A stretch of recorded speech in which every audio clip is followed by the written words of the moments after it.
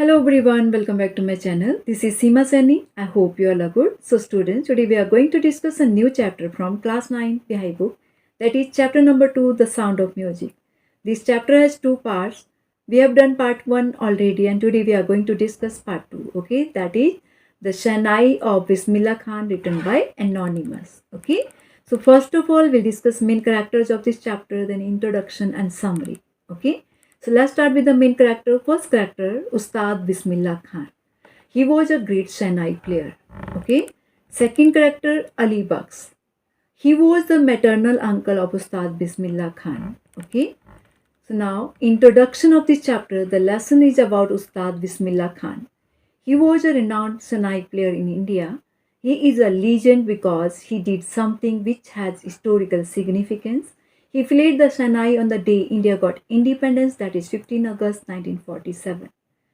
So ये lesson उस्ताद बिस्मिल्ला खान के बारे में है, जो कि एक रिनाउंड शेहनाई प्लेयर थे इंडिया में, और वो एक लीजेंड थी जिन्होंने कुछ ऐसा किया था जिसको कि हिस्टोरिकल सिग्निफिकेंस मिला था, और उन्होंने शेहनाई बजाई थी जब इंडिया को फ्रीडम मिला था 15 अगस्त 1947 में. Okay, so now summary of this chapter. Bismillah Khan made a valuable contribution to the world of music through the Shehnai. Okay, so Bismillah Khan ने म्यूजिक वर्ल्ड में शहनाई के थ्रू एक वैल्यूएबल कंट्रीब्यूशन दिया था. Okay, for this he was honoured with India's highest civilian award, the Bharat Ratna, in 2001. और इसके लिए उनको ऑनर किया था इंडिया के हाईएस्ट सिविलियन अवार्ड से, जो था भारत रत्न. 2001 में उनको मिला था. He hailed from a family of musicians. वो म्यूजिशियन की फैमिली से आते थे. He improvised many new ragas with Shehnai and thus placed it among other classical musical instruments. उन्होंने बहुत सारी राग इन्वेंट किए थे शहनाई के थ्रू. ओके, और उनकी शहनाई को बहुत सारे म्यूजिकल इंस्ट्रूमेंट में भी रखा गया. Okay, he won accolades on the international level too. International level पे भी उनको बहुत सारे मेडल्स मिले हैं. The Mughal Emperor Aurangzeb banned the playing of the pungi in his royal court. Mughal emperor Aurangzeb ने पुंगी को रॉयल कोर्ट में बैन कर दिया था. He disliked the sound and so the pungi was termed to be noise maker. वो dislike करते थे पुंगी को क्योंकि पुंगी का साउंड क्या था, पुंगी को नॉइज मेकर माना जाता था, इसलिए उन्होंने पुंगी को बैन कर दिया था. A barber tried to improve the pungi's tone. एक बार्बर ने पुंगी की टोन को इम्प्रूव किया था. Okay, he got a hollow stem wider and longer than the pungi, made 7 holes on it and blew into it, closing and opening the holes. It produced soft melodious music.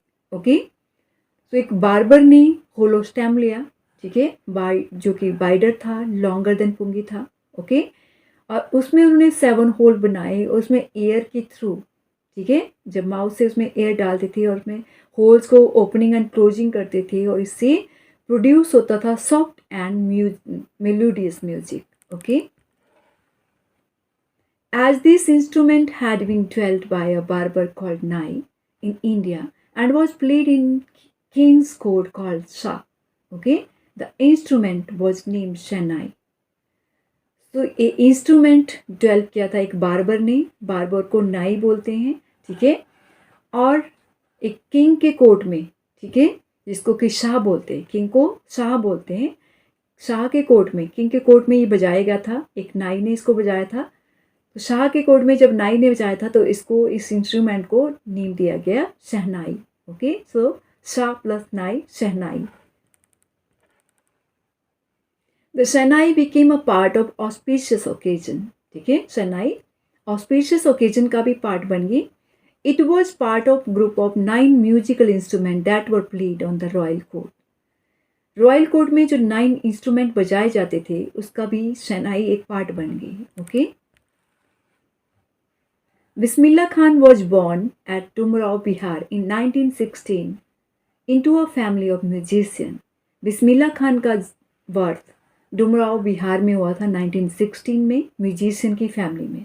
His grandfather Rasool Bakhsh Khan played the shehnai at the court of the king of Bhojpur. Bhojpur king के court में रसूल बख्श जो उनके grandfather थे वो शहनाई बजाते थे.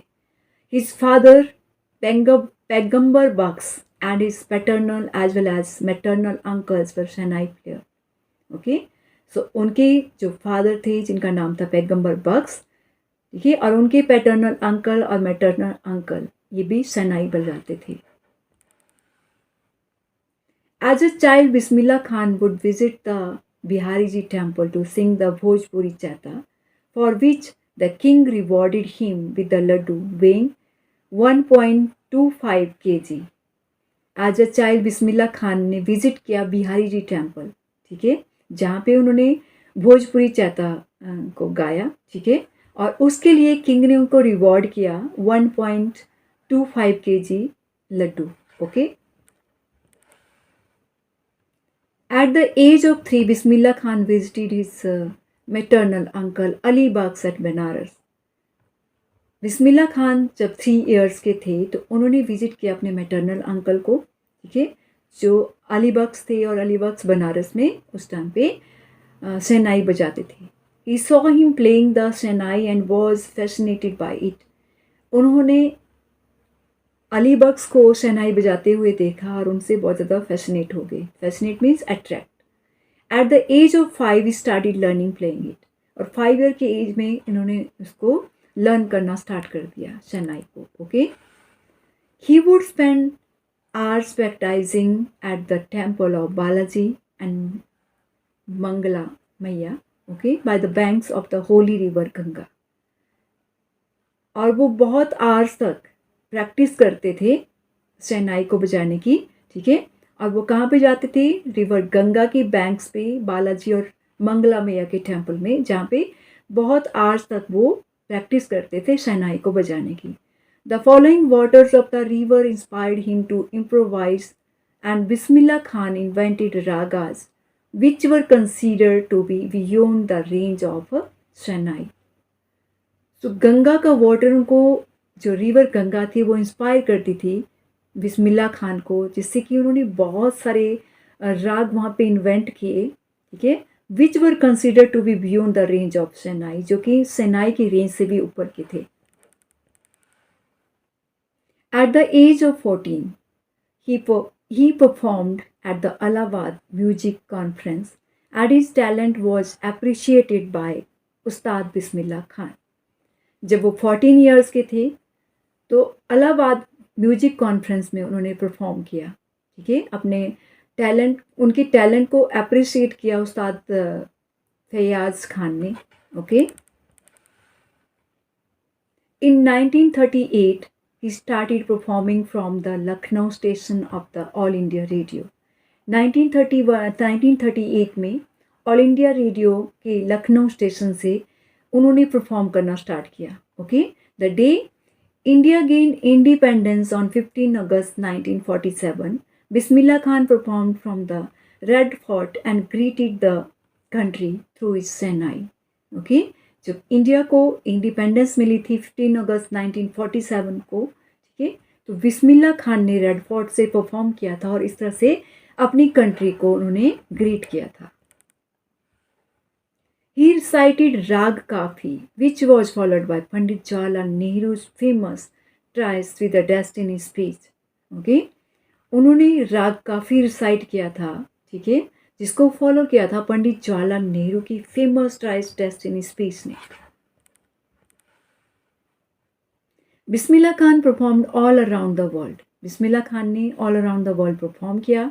His first foreign performance was in Afghanistan where the king was so impressed that he gifted him many souvenirs. Okay. उनकी जो फर्स्ट परफॉर्मेंस हुई थी वो अफगानिस्तान में हुई थी. वहाँ पे किंग बहुत ज़्यादा इम्प्रेस हो गए थे और उनको उन्होंने बहुत सारे मोमेंटोज उन्होंने गिफ्ट किए थे. Okay. Bismillah Khan compose music for 2 films. Okay. Bismillah Khan ने 2 फिल्म्स के लिए म्यूजिक कंपोज किया था. उसमें से एक हिंदी फिल्म थी, हिंदी फिल्म टाइटल गूंज उठी शहनाई, डायरेक्टेड बाय विजय भट्ट, जिसको विजय भट्ट ने डायरेक्ट किया था. एंड कन्नड़ा फिल्म टाइटल, दूसरी फिल्म थी कन्नड़ा फिल्म, दैट इज सनदी अपाना, ओके, बाय विक्रम श्रीनिवास, जिसको विक्रम श्रीनिवास ने डायरेक्ट किया था. He was the first Indian to perform at the Lincoln Center Hall in the United States of America. Okay, वो फर्स्ट इंडियन थे जिन्होंने यूनाइटेड स्टेट्स ऑफ अमेरिका के Lincoln centre hall में perform किया था. Okay, he also performed at the Montreal, Cannes, okay, and Tokyo. ठीक है, और उन्होंने Montreal, okay, Cannes and Tokyo में भी परफॉर्म किया था. In Tehran and auditorium was named after him, तिहार मॉस्क, ओके, उस्ताद बिस्मिल्लाह खान. और जिस ऑडिटोरियम में उन्होंने परफॉर्म किया था, ठीक है, तेहरान में, उस ऑडिटोरियम का नाम भी उनके नाम से पड़ा था, जिसका नाम था तिहार मौसीकी उस्ताद बिस्मिल्लाह खान. उस्ताद Bismillah Khan said that music was India's richest heritage and had to be taught to the children. उसमें उस्ताद बिस्मिल्लाह खान बोलते थे कि म्यूजिक इंडिया का रिचेस्ट हेरिटेज है जो कि चिल्ड्रन को टीच किया जाना चाहिए. Although he had travelled all over the world, he was attached to Dumraon and Banaras. Although उन्होंने all over the world travel किया था, लेकिन फिर भी वो डुमराव और बनारस से बहुत ज़्यादा अटैच थे. Once a student asked him to set up a Chennai school in USA and promised to recreate the temples of Benares there. एक बार उनके एक स्टूडेंट से उनसे पूछा कि अगर वो यूएसए में एक सेनाई स्कूल खोल देते हैं तो वो प्रॉमिस करते हैं कि वो बनारस के सभी टेम्पल्स को वहाँ पे रिक्रिएट कर देंगे. ओके, तो Bismillah Khan asked him whether he would transport the river Ganga also, as he was attached to it as well. तो यहाँ पे बिस्मिल्लाह खान ने अपने स्टूडेंट से पूछा कि अगर आप रिवर गंगा को यहाँ पे ट्रांसपोर्ट कर देते हो, ठीक है, जिससे वो बहुत ज़्यादा अटैच थे, ठीक है, तो इसके लिए वो मान जाते हैं. So that's all for today. I hope you all have understood this lesson well. Thank you. See you in my next video. Till then, bye. Take care.